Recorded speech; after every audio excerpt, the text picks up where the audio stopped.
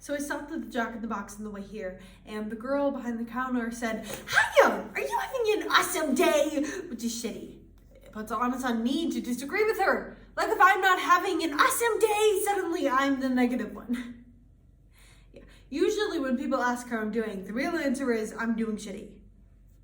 I can't really say I'm doing shitty because I honestly don't even have a good reason to be doing shitty. But when the girl at the Jack in the Box asked me if I was having an awesome day, I thought, well, today I have a good reason to be doing shitty. So I said to her, well, my mom died.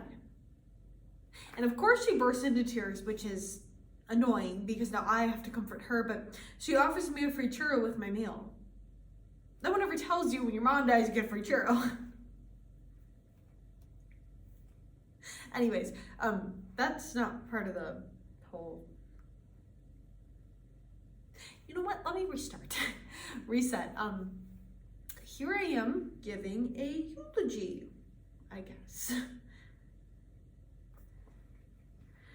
Dr. Monica Frank explains grieving the loss of an unloved one fills a person with a wave of conflicting emotions. When a toxic parent dies, a child is often left wishing for a connection that never was, grieving the illusion of love that could have been. In this monologue, a son gives a eulogy at his abusive mother's funeral, exploring his loss in a stream of consciousness. From Netflix original series BoJack Horseman, Free Churro by Raphael Bob Waksberg. My mother, Beatrice Horseman. What was her deal? Well, born in 1938, died in 2018, which is now. One time she went to a parade, and one time she smoked an entire cigarette on one long inhale. I watched her do it. Truly remarkable woman. Now what, right? Mom, you got any ideas? No. Nothing to contribute? Hey Mom, not once you're proud of me.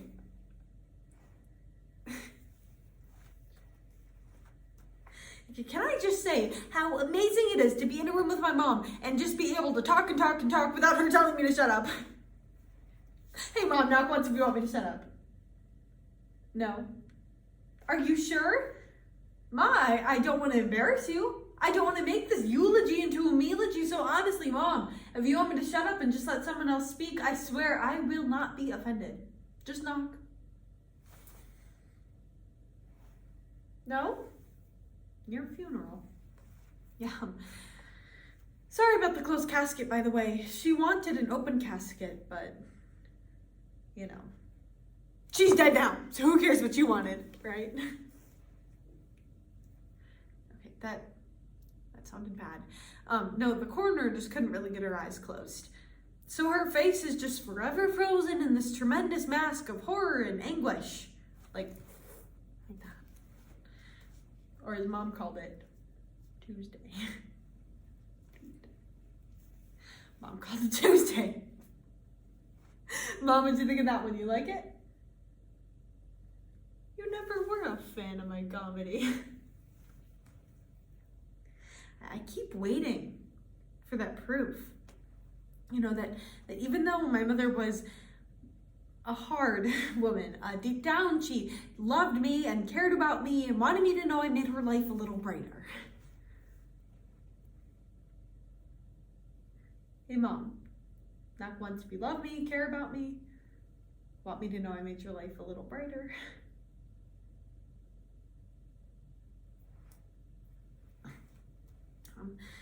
Yeah, my mother did not go gentle into the night. She went clawing and thrashing, hence the face. I was in the hospital with her in those last few moments, just full of nonsensical screams and cries. There's this moment. She looked in my direction and said, "I see you." That's the last thing my mother ever said to me. I see you. It wasn't a statement of judgment or a disappointment, just a simple recognition of another person in the room. Hello, you're a person, and I see you. Let me tell you, it's a weird thing at 54 years old to feel for the first time that your mother actually sees you.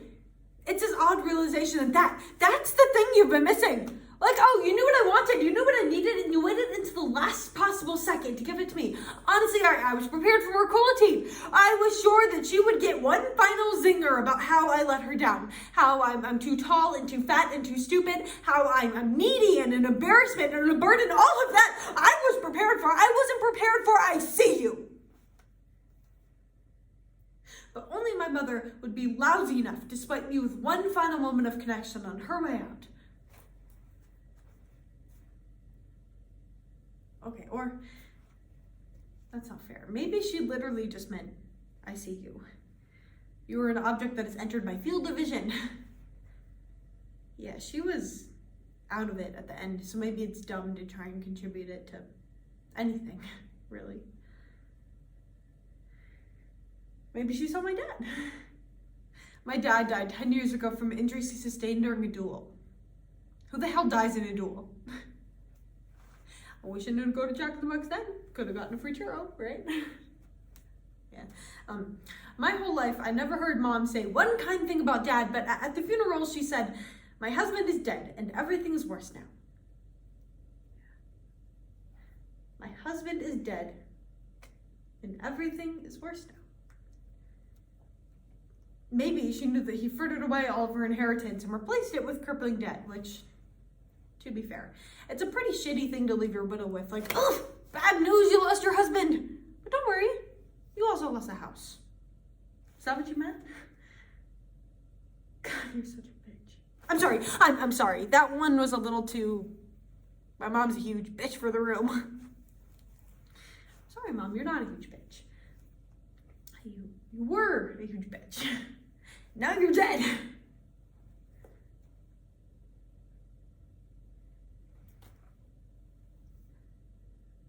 You know the shittiest thing about all of this?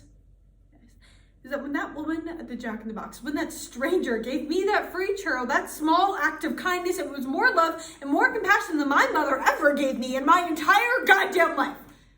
Like, how hard is it to do something nice for a person? That woman at the Jack in the Box didn't even know me. I'm your son. All I had was you.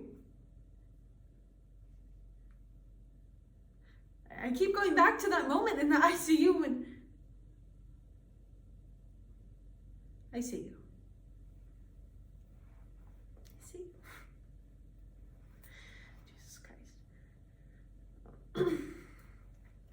We were in the intensive care unit.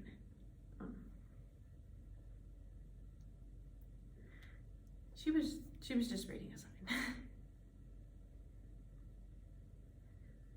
My mother is dead and everything is worse now because I know I'll never have a mother who looks at me from across the room and says, I see you. I guess it's good to know. It's good to know I've never had anyone looking out for me. I never will. I guess it's good my mother is dead. At least I got a free churro.